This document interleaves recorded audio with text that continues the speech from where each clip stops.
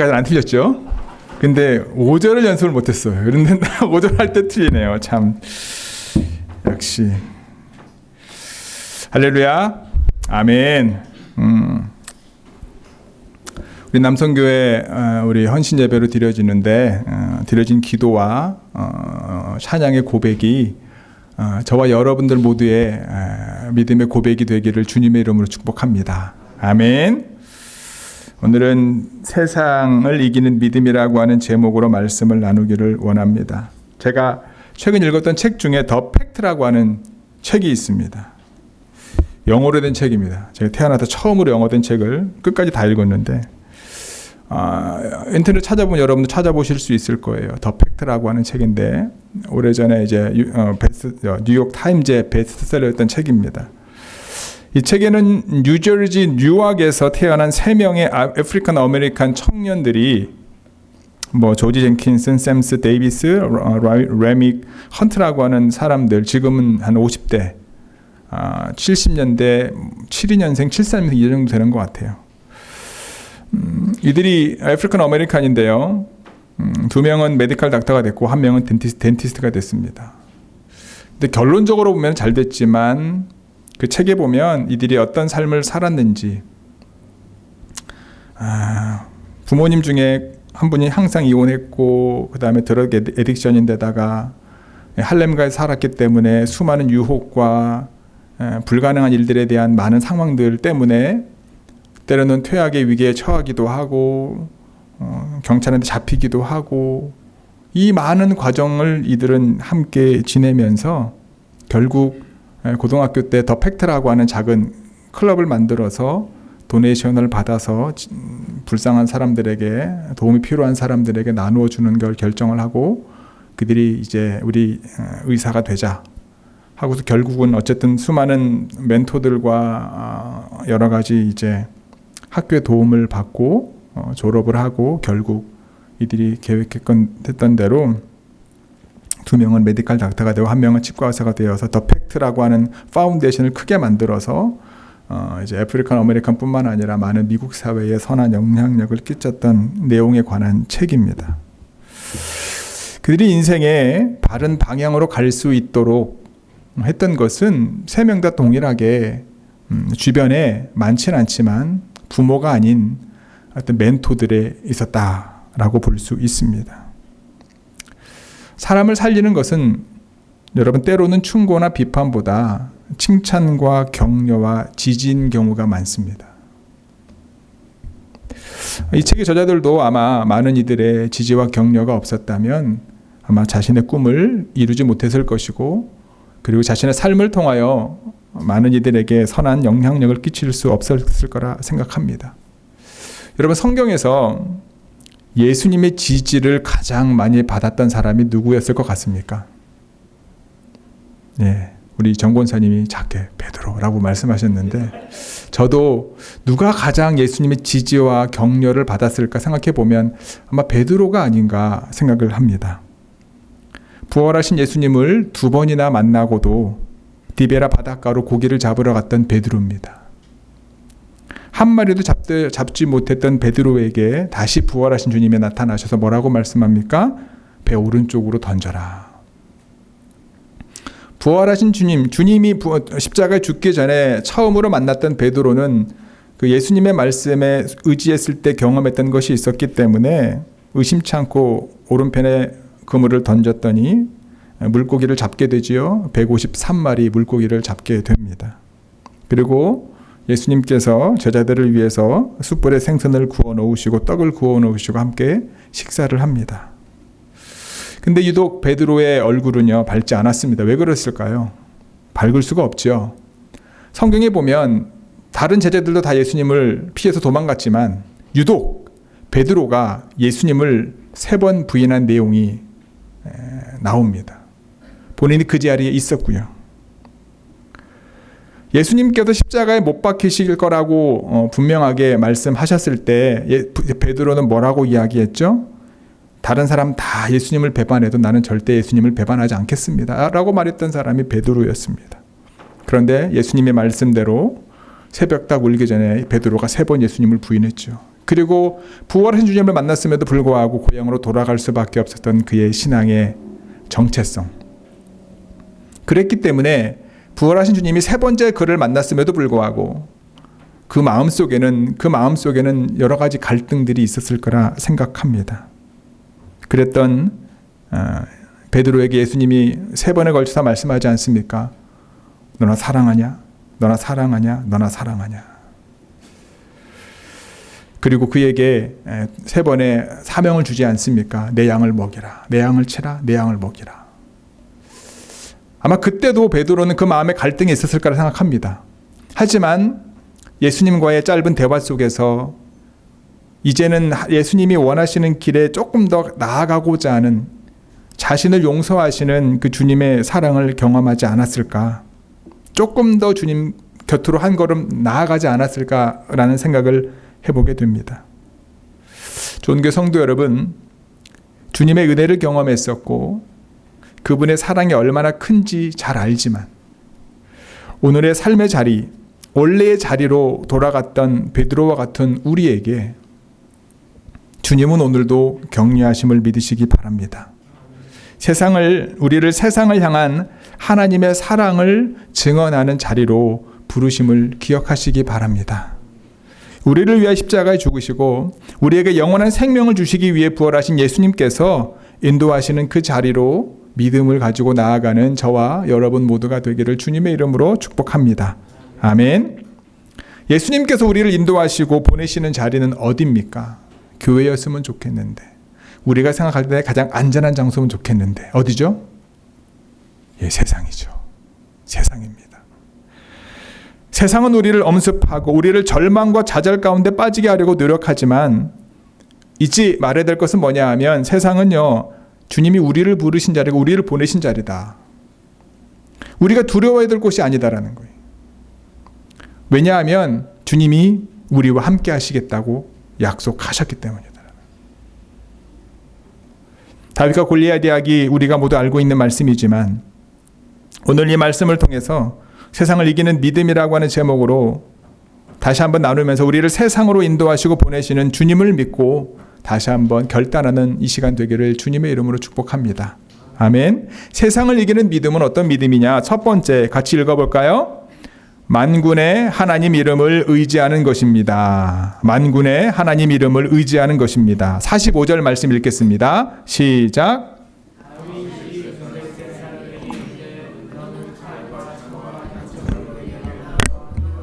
나는 만군의 여호와의 이름 곧 네가 모욕하는 이스라엘 군대의 하나님 이름으로 내게 나아가노라. 아멘.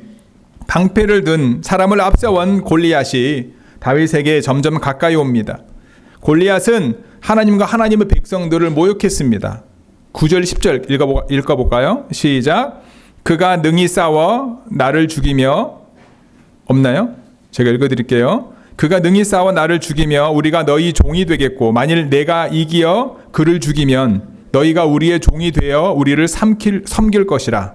그 블레셋 사람이 또 가로되 내가 오늘날 이스라엘의 군대를 모욕하였으니 사람을 보내어 나로 더불어 싸우게 하라 한지라.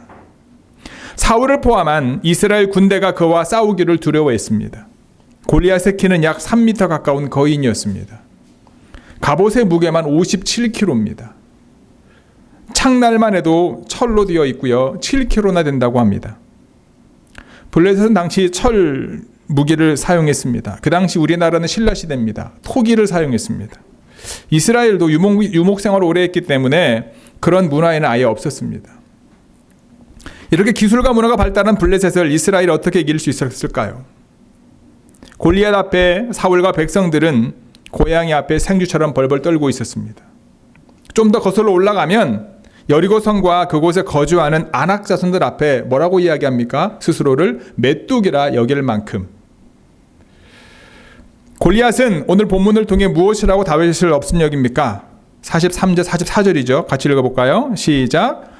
블레셋 사람이 다윗에게 이르되 내가 나를 개로 여기고 막대기를 가지고 내게 나왔느냐 하고 그의 신들의 이름으로 다윗을 저주하고 그 블레셋 사람이 또 다윗에게 이르되 내게로 오라 내가 내 살을 공중의 새들과 들짐승들에게 주리라 하는지라. 아멘. 골리앗은 블레셋이 섬기고 있는 신들의 이름으로 다윗을 저주했습니다. 네 살을 공중의 새들과 들짐승들에게 줄 것이다 라고 다윗을 협박했습니다. 다윗이 골리앗을 이길 수 있는 방법은 무엇이었을까요? 골리앗이 입고 있었던 갑옷보다 더 좋은 갑옷이나 더 발전된 칼이었을까요? 비록 다윗이 그와 같은 것을 가지고 있었다면 싸움에서 이길 확률은 조금 더 높았을지 모릅니다. 하지만 다윗은 사울이 준 갑옷도 자신과 맞지 않아 벗었습니다. 다윗은 군인이 아니라 소년이었기 때문에 사울의 칼도 사용할 줄 몰랐습니다. 그가 입을 수 있는 것은 목동으로서 입을 수 있었던 천옷과 목동이를 가지고 다니는 막대기와 물맷돌 뿐이었습니다. 하지만 골리앗과 사울 그리고 이스라엘 군대에게 없었던 것이 다윗에게는 있었습니다. 그것이 무엇이옵니까? 믿음입니다. 그는 만군의 여호와의 이름을 믿었습니다. 다윗은 골리앗에게 뭐라고 이야기합니까? 너는 칼과 창과 단창으로 내게 나오지만 나는 만군의 여호와의 이름 곧 네가 모욕하는 이스라엘의 군대에 하나님의 이름으로 내게 나아간다라고 선포했습니다. 우리가 살고 있는 지금도 골리앗과 같은 것들이 우리를 비난하고 모욕하고 있습니다. 직장이나 생업이나 자녀, 미래 등등과 같은 일들이 우리가 직면하고 앞으로 직면하게 될 골리앗과 같은 것일 수 있습니다. 지난주 수요일에 동현 형제를 만났어요. 산호세에 내려가서 저희 이제 제 설교를 편집해서 지금도 유튜브에 올려주고 있는데 뭐 매주 계속해서 나오는 건 아니지만 어쨌든 그래서 식사를 함께 했습니다. 모르는 분들이 계셔서 동현 형제는 이제 작년 5월에 SFSU 컴퓨터 사이언스 전공하고서 졸업한 저희 교회 그동안 다니면서 열심히 봉사했던 친구인데 산호세 살고 있는 지금 1년째 구직 활동을 하고 있습니다. 베이 지역에서 뿐만 아니라 동부, 남부, 미국에서 인터뷰를 여러 번 했다고 합니다. 하지만 아직 연락 오는 곳이 없다고 합니다. 올 8월까지 구직 활동을 하다가 취직이 되지 않으면 한국으로 돌아갈 계획이라고 합니다. 요즘 대학교를 졸업한 학생들이 취업하는 것이 그만큼 어렵죠. 그래서 동현 형제에게 저녁을 사주고 기도해주고 올라왔습니다. 대학을 졸업한 학생 또는 대학을 졸업할 예정인 학생 또는 그런 학생을 두고 있는 부모님들에게 가장 큰 골리앗이 바로 취업 문제일 겁니다.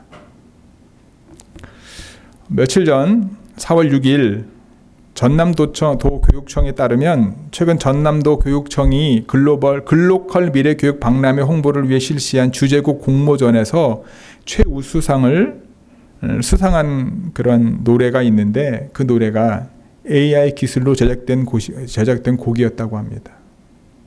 화제의 곡은 목포 석현 초등학교 교사인 이무균 씨라고 하는 분이 세상에 소리쳐 글로컬이라고 하는 여러 가지 본인이 입력 단어를 넣어서 AI로 만들어서 그 노래를 출품을 했는데 우리가 잘 알고 있는 김영석 작곡가조차도 심사위원 중 한 사람이었는데 AI로 만든 걸 모르고 어쨌든 최우수상으로 수상이 되었는데 줘야 될지 말아야 될지 되게 갑론을박이 많았었다고 합니다. 그런데 그 타이틀 자체가 글로컬 미래교육 박람회 홍보를 위한 주제가였고 AI로 만들면 안 된다라고 하는 그 단서 조항이 없었기 때문에 그냥 이제 취지에 맞게끔 해서 그 이제 교사에게 우수상의 어떤 상을 주었다라고 합니다. 앞으로 우리가 살아가야 될 미래가 AI가 얼마나 많이 우리의 삶의 자리에 들어오게 될까요? 우리가 상상하지 못했던 골리앗과 같은 문제가 앞으로 계속해서 만들어질 것입니다. 믿음을 갖고 있는 우리를 조소하고 비난하고 업신여길 겁니다. 그들은 더 강력한 무기와 전략으로 하나님을 믿는 이들을 향해 달려올 것입니다. 세상을 이기는 것은 무엇입니까? 더 뛰어난 정보와 더 뛰어난 지식이 아니라 세상을 이길 수 있는 것은 믿음밖에 없음을 기억하시기 바랍니다. 우리는 다윗의 믿음으로 나아가야 할 것입니다. 너는 칼과 창과 단창으로 내게 나아오지만 나는 만군의 여호와의 이름으로 나아간다. 너는 최고의 첨단 과학으로 내게 나아오지만 나는 창조주 여호와의 이름으로 나아간다.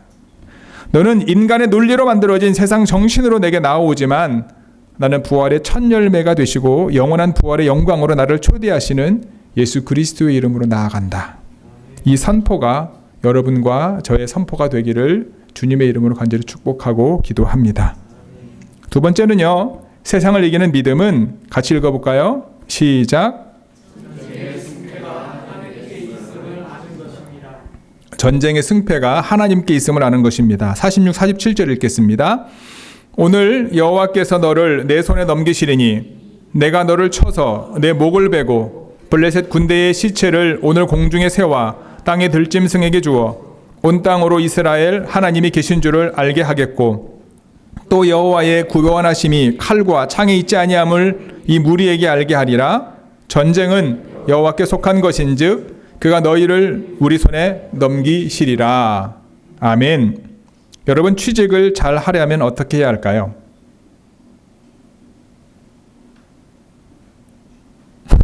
가만히 기도만 하고 있으면 됩니까? 취직을 잘하려면 어떻게 해야 되죠?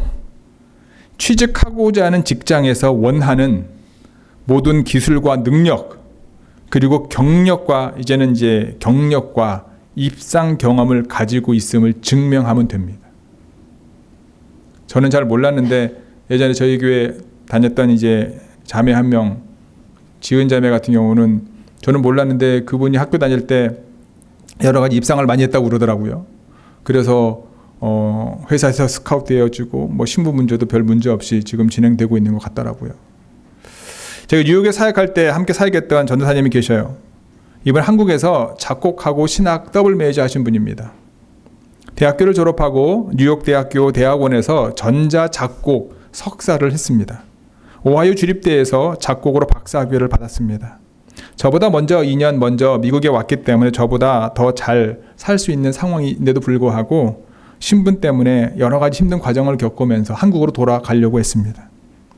하지만 하나님의 인도하심으로 미국에 계속 있게 되었고요. 신분 때문에 계속 공부를 할 수밖에 없었습니다.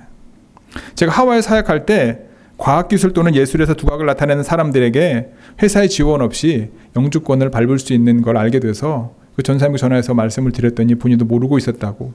그래서 변호사를 상담을 했습니다. 변호사가 가능하다고. 그런데 입상 경력이 있어야 된다고.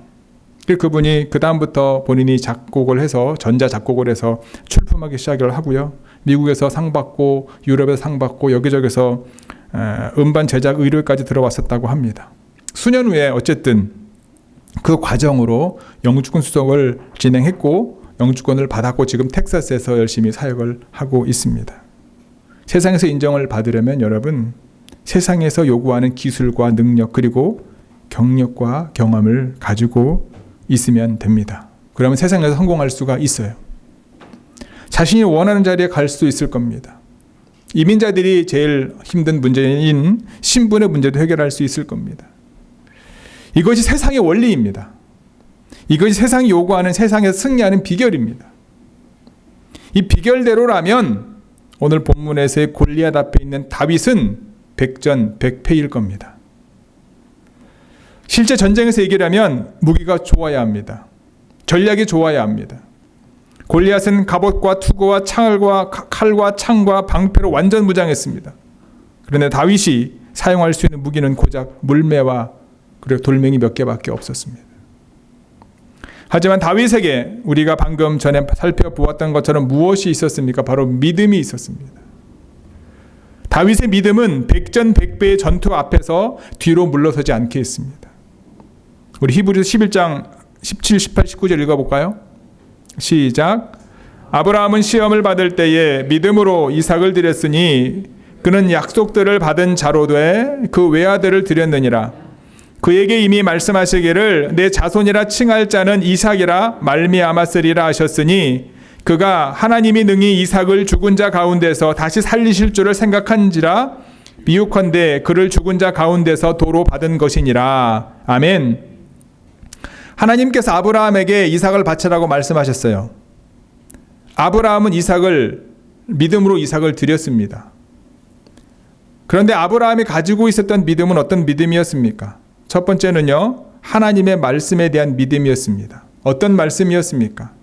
하나님께서 아브라함에게 이삭을 줄 때 뭐라고 말씀하셨어요? 이삭은 아브라함이 나이가 많아도 아내가 경수가 끊어져서 아이를 낳지 못했기 때문에 자신의 종 중에서 엘리에셀을 양자로 해서 내 자손을 이어가겠습니다라고 하나님께 말씀을 드려서 하나님이 뭐라고 말씀하셨습니까? 네 몸에서 난 자가 너의 자손이 될 것이다 분명하게 말씀하셨지 않습니까? 그 약속의 말씀을 믿은 거죠. 두 번째는요, 하나님의 능력에 대한 믿음입니다. 자신이 이삭을 제물로 바치면 뭐라고 이야기합니까? 죽은 이삭을 다시 살리실 것이라고 하는 하나님의 능력을 아브라함은 믿었던 거예요. 이것이 하나님을 믿는 믿음을 가지고 있는 사람들의 삶이요 행동입니다. 비록 백전백패의 결과를 기대할 수밖에 없는 골리앗과의 전투에서 다윗은 믿었습니다. 무엇을 믿었습니까? 다윗은 전쟁은 하나님께 속해 있는 것임을 믿었습니다. 전쟁의 주관자는 하나님이심을 믿었습니다. 하나님께서 주관하시는 전쟁은 칼과 창에 있지 않음을 믿었습니다. 비록 그가 가지고 있는 것은 돌멩이밖에 없지만 그는 전쟁의 주관자이신 하나님을 굳게 믿었다라는 거예요.